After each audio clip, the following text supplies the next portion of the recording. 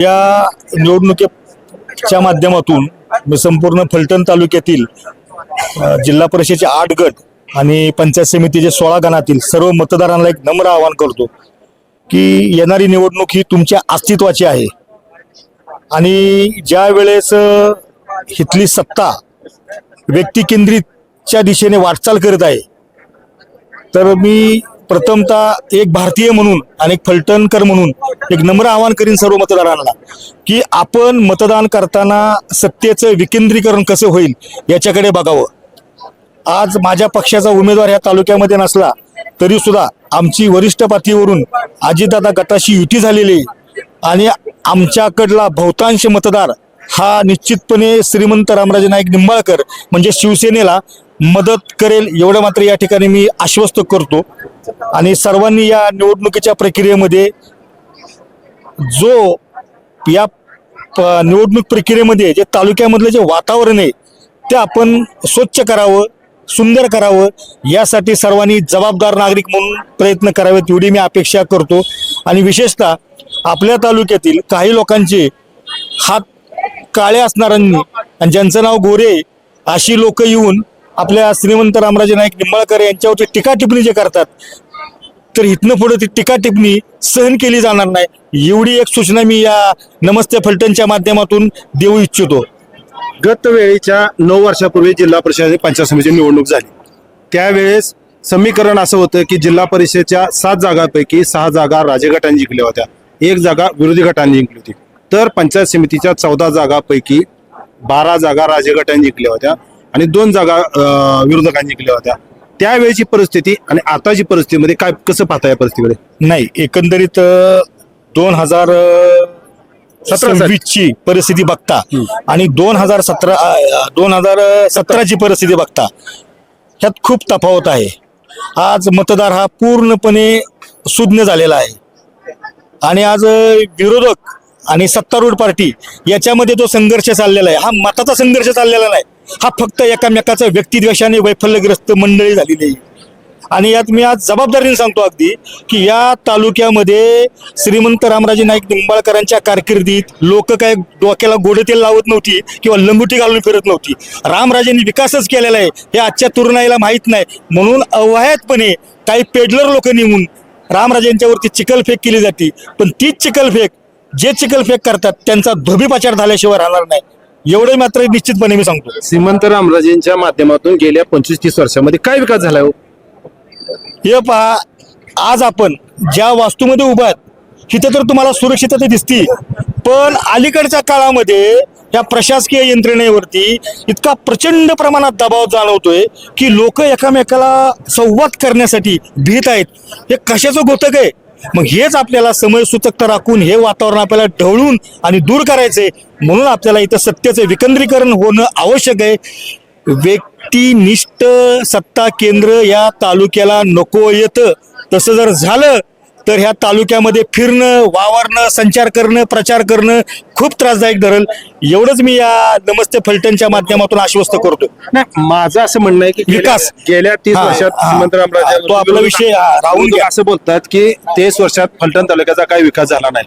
तुम्ही काय सांगाल, विकास झाला का नाही झाला? या तालुक्यामध्ये आजच्या घडीला 4 सहकारी साखर कारखाने, 2 खाजगी आहेत आणि 2 सहकारी तत्वावरती चालणारे कारखाने आहेत. हे सुरळीत चाललेले आहेत. शेतकऱ्याला व्यवस्थित त्याचं मानधन बिल अदा होते, शेतकऱ्याचा ऊस व्यवस्थित जातोय, त्याला दर चांगला मिळतोय. आणि राहिला विषय इंडस्ट्रीचा, इंडस्ट्री माननीय शरदचंद्रजी पवार साहेब यांच्या सूचनेवरून श्रीमंत रामराजे नाईक निंबाळकरांच्या मार्गदर्शनाखाली सुरोडीच्या माळरानावरती औद्योगिक क्रांती झालेली आहे, हे नाकारता येणार नाही. आज तुमचा धोमचा प्रकल्प असेल, नेरादेवतरचा असेल, तुम्हाला सांगतो कृष्णा खोऱ्याच्या माध्यमातून श्रीमंत रामराजे नाईक निंबाळकरांनी या तालुक्यामध्ये 6 माही असलेलं 8 माही झालं आणि काही कालांतराने 12 पाण्याचं वातावरण या तालुक्यामध्ये होईल. आज तुम्ही तालुक्याची भौगोलिक रचना बघितली, तुम्ही आजूबाजूला फिरला तर तुम्हाला प्रचंड प्रमाणात हिरवगार प्रमाण दिसते. आज आपण ह्या बाजूला जर पाहिलं आपण तर उपळव्याचा कारखाना आहे, खासदार साहेबांचा. या बाजूला पाहिलं तर जुनी बाजारपेठ म्हणून साखरवाडी बघतो आपण, त्या ठिकाणी सुद्धा साखर कारखानदारी चांगली चाललेली आहे. तो जर कारखाना बंद पडला असता तर शेतकऱ्यांचा ऊस कुठे गेला असता? तो कारखाना बंद होता की काय काळ? बंद होता, पण त्या श्रीमंत रामराजे नाईक निंबाळकरांनी खूप बारकाईने लक्ष घातलं आणि त्या कारखान्याकडे लक्ष दिल्यामुळं आज तिथली बाजारपेठ स्थिर स्थावर झालेली. तसंच फलटणचं उदाहरण घ्या. फलटणला सुद्धा ह्या बाजारपेठ जी फलटण तालुक्यातली किंवा शहरातली ही पूर्णपणे खाली बसलेली आहे, की ज्या वृद्धीमध्ये वाढ नाहीये. ह्याला जबाबदार इथली राजकीय यंत्रणा आहे. कुठलाही नेता या बाजारपेठेच्या विषयी बोलत नाही. यासाठी श्रीमंत रामराजे नाईक निंबाळकर नेहमी सकारात्मक असतात. मी रामराजेंचं कौतुक करत नाही, अजून सुद्धा सांगतो, पण त्यांनी जे काम केले त्या कामाला दादच दिली पाहिजे. आज मला सांगा, ह्या तालुक्यामध्ये कमींच्या माध्यमातून 8 प्रोजेक्ट आलेले आहेत. आता महिंद्राचा येतोय, आणखीन एक प्रोजेक्ट आलेला आहे, त्याचं नाव मला माहित नाही. पण दुसरं एक मी या माध्यमातून सांगतो नमस्ते फलटणच्या, की छाबरिया ग्रुपचा नवी मुंबईचा एक चांगला प्रोजेक्ट या सुरोडीच्या मारणावरती माननीय खासदार शरदचंद्रजी पवार साहेब यांच्या माध्यमातून आणि रामराजे नाईक निंबाळकरांच्या मार्गदर्शनाखाली येतोय. आणि या तालुक्यामध्ये एकनाथ शिंदेचं जे वातावरण आहे शिवसेनेचं, ते निश्चितपणे चांगले. मी वास्तववादी विचाराचा कार्यकर्ता आहे. मला शिवसेनेचं कौतुक करायचं नाही, पण जे चांगलं आहे त्याला चांगलं म्हणणार आहे. पाण्याला पाणी म्हणणारा आणि मुताला मूत म्हणणारा माणूस आहे मी. पण इथं खोट्याला टाळ्या देण्याचं काम या तालुक्यात प्रचंड प्रमाणात चाललेलं आहे. पण ह्या लोकांचा धोबीपाचार झाल्याशिवाय राहणार नाही. श्रीमंत रामराजे नाईक निंबाळकरांनी खरोखर काम केलेलं आहे. मला त्यांचं अजून सुद्धा सांगतो की मला त्यांचं कौतुक करायचं नाही. आजच्या तरुणाईला पाणी दिसतंय, पण पाणी आणण्यापाठीमागं जो श्रीमंत रामराजे नाईक निंबाळकरांचा कार्यकाल आहे, जो संघर्ष आहे, ते खूप मोठं योगदान आहे. आज जर रामराजे नाईक निंबाळकरांनी कृष्णा खोऱ्याच्या निर्मितीमध्ये जाणीवपूर्वक अभ्यासपूर्वक लक्ष नसतं दिलं तर आंध्राला आणि कर्नाटकला जाणारं पाणी तसंच गेलं असते, ते पाणी अडवलं गेलं नसते आणि आज सुद्धा आपण पाण्यापासून वंचित राहिला असतो. हे सगळं योगदान आणि हे जे 4 कारखाने जे फुललेले आहेत, जी बाजारपेठ चालली त्या भागात जे मलिदा कमावतात, त्यांना मात्र रामराजेंचं कौतुक न करता त्यांच्यावर चिखलफेक करण्याचा एक कलमी कार्यक्रम चालू केलेला आहे. आमचे एक काही सहकारी सन्मानिनी की जे ग्रामविकास खात्याचा मंत्री मीच आहे. हो, तुम्ही मंत्री जरूर आहे, अहो पण तिजोरीची चावी आमच्या अजितदादाकडे, त्याचं बी भान ठेवावं. 60% निधी हा केंद्र सरकारकडून येतो आणि 40% निधी हा राज्य सरकारचा असतो.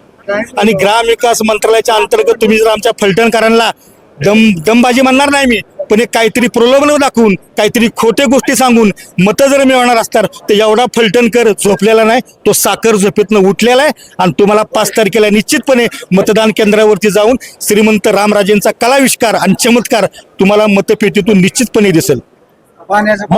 मतमोजणी 7 तारखेला आहे. अंतिम निकाल कसा असेल तुम्हाला वाटतंय? अंतिम निकाल तर मी एक फलटण शहरातला एक जबाबदार कार्यकर्ता आणि पवार साहेबांचा एक निष्ठावंत कार्यकर्ता म्हणून मी एवढंच सांगेल की या तालुक्यामध्ये व्यक्तिनिष्ठ सत्ता केंद्र नको आहेत, म्हणून विरोधकांचा सुपडा साफ झाला पाहिजे. एक सत्ता अकड असावी, एक सत्ता बकड असावी, एक सत्ता ककड असावी. एका ठिकाणी जर दिलं तर फलटण शहरामध्ये वावरणं फिरणं लोकशाही राहणार नाही, सरंजाईशाही निर्माण होईल. मग लोकशाही टिकवायची असेल तर आपल्याला सत्तेचं विकेंद्रीकरण खूप आवश्यक आहे. याच्यासाठी जनतेला मी पुन्हा एकदा नम्र आवाहन करेल की 5 तारखेच्या निवडणूक प्रक्रियेत 8 गट आणि 16 मतदार पंचायत समिती गण यातील मतदारांनी खूप बारकाईने चाणक्षपणे मतदान व्यवस्थित करावं. मी म्हणणार नाही की तुम्ही शिवसेनेला द्या, भाजपला द्या, घड्याळाला द्या, कारण जनता तेवढी समजदार आहे. जनता भोगती परिणाम काय होते आणि काय नाही ती. आज सोन्याचा दर किती रुपये झाला साहेब, याला जबाबदार कोण, कुठली यंत्रणा आहे? ह्या निवडणुकीचा सोन्याच्या दराचा काय संबंध नाही, पण वरती बसलेली जी मंडळी ही देशाला उद्या विकल्याशिवाय राहणार नाही. आणि नेपाळ, श्रीलंका, बांगलादेश सारखी भारत देशाची अवस्था होईल. आणि ती जर अवस्था टाळायची असेल तर आपल्याला क्रांतीची मशाल, क्रांतीची ज्योत ही श्रीमंत रामराजे नाईक निंबाळकरांच्या माध्यमातून पेटवून इथं सत्तांतर होणारच नाही, कारण सत्ता पूर्वी रामराजे नाईक निंबाळकरांचीच होती आणि ती तशीच आबाधित राहावी एवढीच माझी प्रभू रामचंद्र चरणी प्रार्थना आहे.